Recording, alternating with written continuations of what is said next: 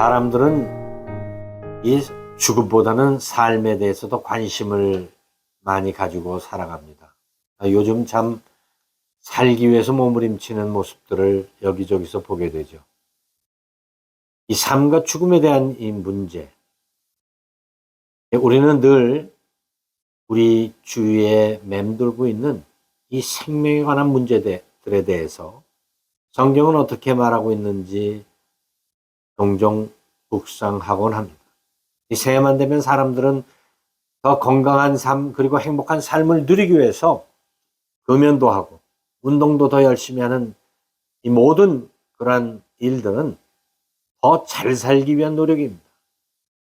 그저께 한 성도의 소천 소식을 들으면서 이 성도의 죽음은 생명과 함께 동반하는 동전의 양면과 같은 개념으로 이 죽음과 함께 동시에 생명의 문이 열린다라고 하는 사실을 우리 늘 기억하고 살아갑니다.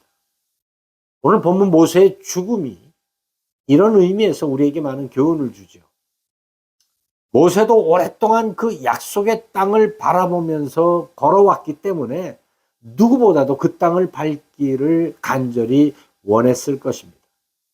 그러나 하나님께서 단호하게 그의 요청을 거절하셨던 것을 모세는 이렇게 회상합니다. 너는 비스가 산 꼭대기에 올라가서 눈으로 동서남북을 바라고 내 눈으로 그 땅을 바라보라. 너는 이 요단을 건너지 못할 것임이니라. 당시 모세 나이가 120세라면 보통 사람들보다 훨씬 오래 살았다라고 하는데 많은 성경학자들은 다 동의하고 있습니다. 그뿐 아닙니다. 그의 시력이 얼마나 좋았는지 그 두 눈이 흐리지 않았다고 성경은 기록합니다. 그 높은 느보산 정상까지 그가 오를 수 있는 튼튼한 하체의 소유자라고 하는 것. 아마 그래서 그는 더 그 가난에 들어가지 못한다는 것에 대한 실망이 컸을지도 모릅니다. 종종 우리도 이처럼 우리가 간절히 기도하고 구했지만 응답하지 아니하시는 주님의 침묵을 경험했습니다. 무엇인가 내가 이루지 못했다라고 하는 것에 대한 그 주의 시선도 솔직히 우리는 인정합니다. 많은 사람들의 환호 속에 꼬린 테이프를 끊는 그런 경험을 하지 못했던 그 실패한 실망. 이것이 어쩜 이제 죽음을 가까이 느끼는 모든 이들의 공감하는 문제일 것입니다. 이런 생각들은 이 모세의 가나안 입성 거부 사건을 마치 자기가 꿈을 이루지 못한 실패자로 보기도 합니다. 그러나 성도는 생명을 주관하시는 하나님의 질서라고 하는 믿음의 시각에서 그의 죽음을 볼 때 그 의미는 전혀 달라집니다. 하나님은 모세에게 동서남북을 바라보게 하셨습니다. 그 이유가 무엇입니까? 모세는 지금 모압 땅에 있는 느보산 정상에서 요단 서편에 있는 그 가나안 땅을 보고 있습니다. 그 남쪽으로 에돔과 모압, 그리고 그 암몬과 그 장차 므낫세 반지파가 점유하게 되는 바산과 길르앗 땅, 그 북쪽까지 바라보면서 하나님은 그에게 동서남북을 보이셨습니다. 결국 하나님께서 보여주신 그 땅, 요단 서편뿐, 그 가나안 땅뿐 아니라 가나안 동편의 땅까지도 르우벤과 갓과 그리고 므낫세 반지파를 포함한 이스라엘의 12지파가 차지했던 것을 우리는 기억하고 있습니다. 바로 동서남북을 바라보라고 말씀하시는 주님의 이 명령은 우리가 현재를 바라보는 우리의 시선과 주님의 시각의 차이입니다. 이보다 훨씬 500년 전에 창세기 13장은 아브라함에 대해서 이렇게 기록합니다. 조카 롯이 그의 곁을 떠나고서 깊은 상실감과 그리고 섭섭한 마음에 있던 아브라함에게 하나님은 동서남북을 바라볼 것을 명하셨습니다. 하나님께서 모세와 그리고 아브라함에게 그 동서남북을 보게 하신 이유가 무엇입니까? 그것은 눈에 보이는 가나안 땅이 아니라 영원한 천국, 하늘 가나안 땅을 보게 하신 것입니다. 아브라함은 어떻습니까? 바다의 모래 하늘의 별과 같이 그의 후손을 창대케 하시겠다는 그 약속 보지 못했습니다. 100세 가까스로 독자 이삭 하나가 전부였습니다. 그러나 하나님은 그 독자 이삭, 그 아들 하나를 통해서 약속을 이루어 내셨습니다. 아브라함은 보지 못했고 모세는 밟지 못했지만 하나님께서 동서남북을 바라보게 하신 그 믿음의 시각으로 천국을 바라보았던 사람들입니다. 물론 무리바에서 하나님의 거룩함을 드러내지 못했던 혈기 부렸던 그 모세의 죄라고 하는 그 표면적 죄의 결과 때문에 들어가지 못한 것 맞습니다. 그러나 주님은 늘 죄인들에게 은혜로 갚아주시듯 모세를 그 누구보다 귀히 여기셔서 얼굴과 얼굴을 친히 대하시며 마태복음 16장에서는 엘리야와 더불어 주님과 대화했던 것을 우리는 기억하고 있습니다. 아브라함이나 모세도 모든 이 땅의 인간들은 죽는 것은 바로 죄의 결과 때문입니다. 육적 죽음뿐 아니라 영적 죽음까지도 경험하게 됩니다. 그래서 주님이 이 땅에 오셨습니다.